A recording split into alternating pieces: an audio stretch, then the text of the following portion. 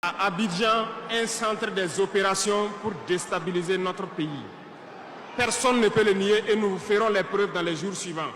Nous vous montrerons des preuves physiques. Vous allez comprendre de quoi nous parlons. Personne ne viendra nous dire qu'au Bénin, il n'y a pas de base française dirigée contre nous. Nous avons les preuves sous la main. 2 bases importantes.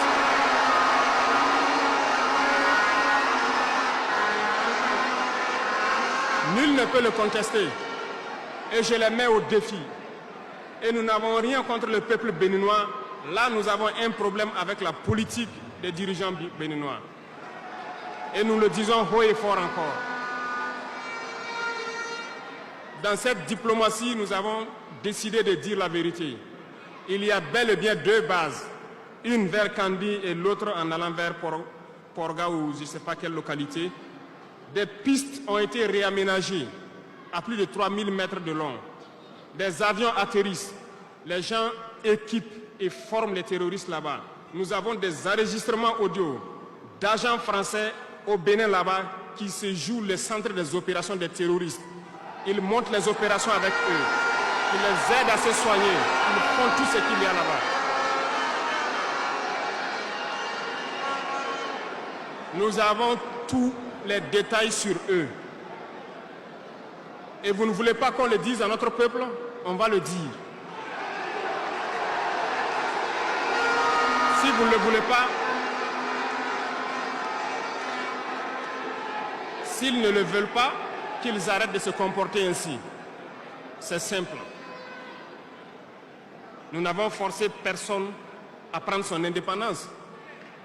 Si vous décidez de rester dans votre situation, mais ne prenez pas vos pays pour en faire des bases arrière parce que ce sont vos populations qui vont en souffrir après. Et ce n'est pas une bonne politique.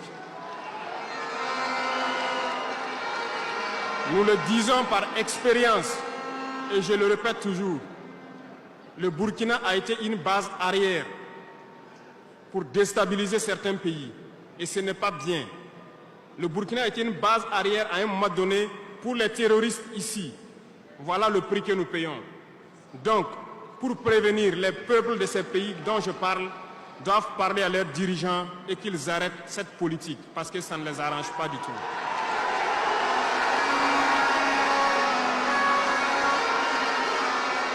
Pour venir,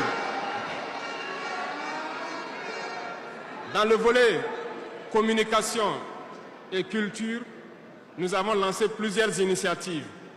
Au cours de l'année 2024, vous avez pu célébrer avec nous donc, le mois donc, de consommation locale. Nous avons eu les journées traditionnelles, le mois du patrimoine. Beaucoup d'activités ont été menées. Nous allons continuer à ramener donc, en surface, donc, notre culture.